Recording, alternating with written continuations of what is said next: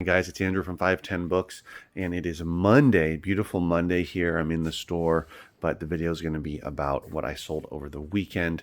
Again, it's Monday, September, 15th, 2025. I sold all of these items, I think 10 on Amazon. I'm sorry, on eBay, and then 3 on Amazon. So let's dive into it. I'm going to start off with what I sold on Amazon, which is 2 books and a CD. This CD has been listed for quite a while. We're talking like 4 years, and it sold for $8.70. It is the flamenco, Spanish flamenco player Andres Segovia, and yeah, that sold. These are items that these books I would list again on Amazon, but probably not that CD. You live and learn. These two, let's see, both of these came from my second bookstore, which I'm not running anymore, but it came from my second bookstore. If you watch my old videos, you'll see. The Shadow of the Object, Psychoanalysis of the Unthought Known. Okay, anyway, this sold for $16 on Amazon, merchant fulfilled. These are all merchant fulfilled. What is it called? Hollywood Party, How Communism Seduced the American Film Industry in the 1930s and 1940s. And this one sold for $10.40. So, not big sales, but nonetheless, they are sales, and I'm always happy when I get some Amazon sales because it's a little extra. Now onto eBay. I actually sold 2 lots and then 4 books. 2 of them were purchased by the same person, and then the other 2 were purchased by the same person. So they're not technically lots, but nonetheless, I sold this, which came from a donation a few months ago. Actually back in June. So yeah, it's called Now You See It, Now You Don't, Lessons in Sleight of Hand. There's 2 of them. The second Now You See It, Now You Don't. And I took an offer on these. Again, these have been listed since June. I had it listed for $30, took an $18 off. I'm sorry, I countered. They offered 15, I countered with 20, they countered with 18. I just wanted to sell them, get rid of them. I knew that these were not, well, based on what I did the research on eBay, I knew they would sell, but these aren't like hot sellers basically. So I was happy. It's a donation, $18 plus shipping. I sold 3 of these archive edition Supermans. This is volume 1, and then I have volume 2, volume 3. I don't really want to take out the other one, but there's 3 in there, I promise. Let's see how much this sold for. These were actually donations from, this was the final donation from a woman and his husband, a wife and husband who I had picked up like 4 times from, and it's always great stuff.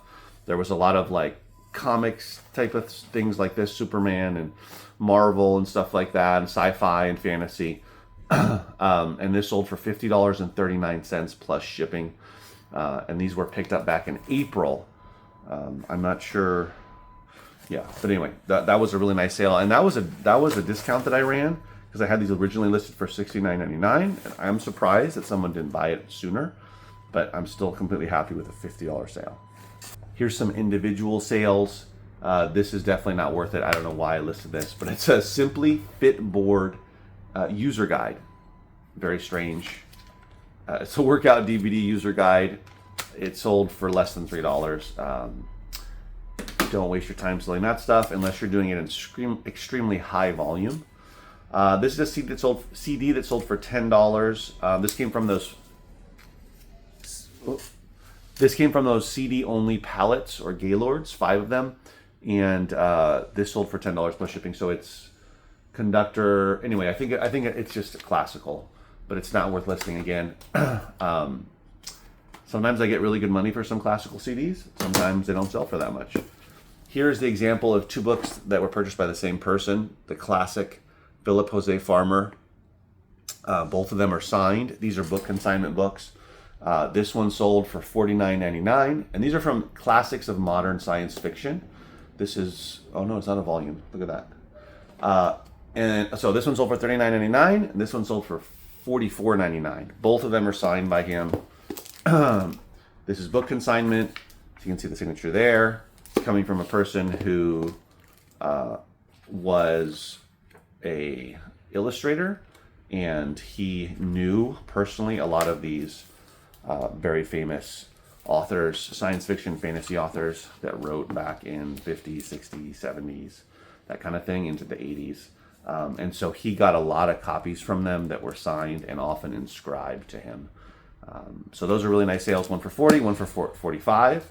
Again, always look sci-fi and fiction. I'm sorry, sci-fi books, science fiction books, and fantasy books can often go for a lot of money, especially if you have the first editions, first printings, and of course if you get anything that's signed. Always want to look those up.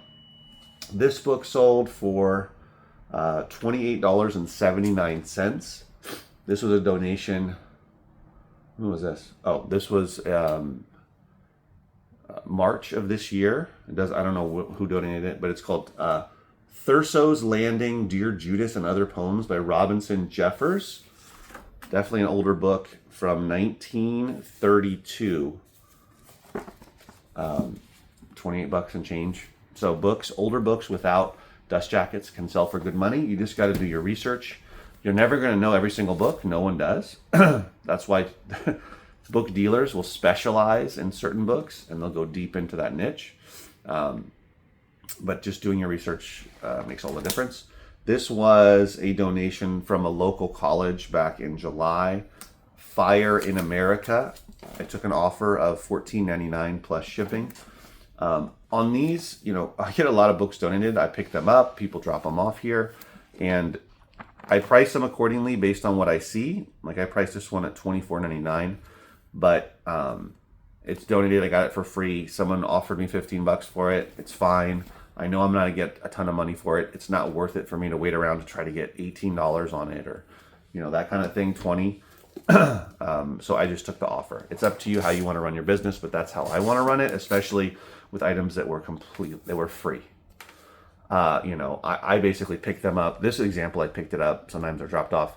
And, my work is basically sorting through the books, researching them, photographing them, listing them, right? And then shipping them. So I don't mind taking lower offers on a lot of those books, unless it's something that I know is really high value and someone is really lowballing it, then that's different. But by and large, that's how I look at it. And then this book was also a book consignment book. It's actually not signed, but it's from 1950 called Fury by Henry. It's Kuttner, I think. Kuttner. So really cool dust jacket. There's no artwork inside, but it's in great condition. And a lot of times when you come across books that have this transparent cover over the dust jacket, it's called a Mylar cover. Right here you can see it. You know that you're dealing with somebody that was probably a collector and took good care of their books, because they knew to do that to the dust jackets to make sure that it wouldn't get really worn down and that type of thing. Now the last two sales I want to share with you, because these are fun in terms of one of them in particular, but two really nice sales. I'll take them out of the box. They are, are they both signed? I think they're both signed, yes. So the first one is Harry and Ellison. They're both Harlan Ellison. This one is Shatterday instead of Saturday, right? It is signed by him and it's sold for $49.99. And let me show you the signature. And again, the dust jacket. There's the signature. The dust jacket is in great shape. It's being covered here by this transparent cover, which keeps it in good shape so that it doesn't get as worn down as it would if it was being exposed to the elements, right? And especially when you take it out to read it, it's less likely that it's going to get bent or torn or anything like that. So that was a nice one. And then this one is signed by Harlan Ellison, Strange Wine. Let me show the signature. Whoops. So here's his signature again.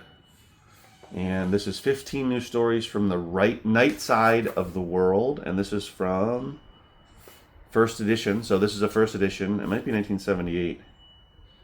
1978. So this one does have, oh no, it doesn't. I thought it had some illustrations. So this one sold for $124.99. So this one plus this one for 50 bucks, $175. Nice sale. I'm gonna ship it off in a box, make sure it's in good condition when it gets there. Fingers crossed, and happy with that sale for sure. And that was one of the book consignment deals. So I would say I don't get all the profit, but that's fine. I still get a good chunk, and it's really nice to see books like this go to somebody that really can appreciate it. All right, so that was it. That was everything that sold. I think it was actually 10 items that I had that sold on eBay, and then 3 on Amazon. So again, sometimes it's quantity, volume, sometimes it's quality, and sometimes it's both, right? And by quality, I mean higher profit books. So I sold multiple books for over $40, and then that one book I sold for $124 or $125. And then, of course, I know it's a book consignment, so I don't get as much profit as I normally would, but that's fine. So yeah, you know, I had a good mixture of lower priced items and then much higher priced. So obviously the ideal situation is high volume and high profit, right? And when selling books and media, you can do that. It's just that's going to be harder to find those. And you really have to set your, you really have to be strict about setting your minimum selling price or listing price. If you set it at $30, you pass on everything that's below 30. If you set it at 50, that means you're going to pass on 30, 35, 40, $45 items, and you're sticking to that $50. However, if you set it at 100, nothing below 100, right? But even if you're setting it at that amount, there's no guarantee that you will sell it for that. So if you're saying $40 and up, and you're not taking offers and you're not running discount sales, I'm going to tell you right now, you're not going to make that many sales on eBay. Unless you have just a phenomenal knack for picking stuff that you know is going to sell. And trust me, you still don't know. If you do, let me know. But if you never take offers and you never run discount sales and you get exactly what you wanted and it doesn't take you years to sell those items, then you're really picking your ability to pick the best stuff that's going to sell quickly and for high profit is amazing and great. Congratulations. But I know that doing this 10 years, I find amazing stuff and it still doesn't sell immediately. So anyway, so obviously we all want volume, we all want high profit, but that's tough to do consistently. Some days high volume, some days low volume, some days high profit, some days low profit, and a mixture of all 4 of those components. So just keep that in mind. So I'm going to pack these up and get to work going through more stuff because I got a bunch of books that were donated last week. And I just got a call from literally 2 people almost at the same time saying they wanted me to come pick up books from them. So it comes in waves. Sometimes it's slow. I don't get that much stuff, but donation pickups, people dropping stuff off, people bringing stuff to sell. And other times I get a lot of it at once. So, it happens, right? But then now I have more books to look through to see if there's something worth reselling. Some of the stuff will go in my store, but then there's always going to be good stuff to go on eBay. All right, guys, thanks for watching. Subscribe to the channel if you haven't. This is the kind of stuff I talk about, reselling and my journey in my store here and on eBay and Amazon. All right, guys, see you next video. Take care.